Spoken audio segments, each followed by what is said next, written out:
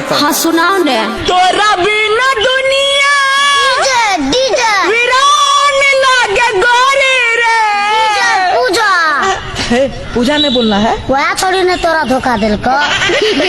मौरी चढ़ जाएगा सिंदूर पड़ जाएगा खाके भरदम रसगुल्ला पेट भर जाएगा। अरे तनी मगही में सुनाओ।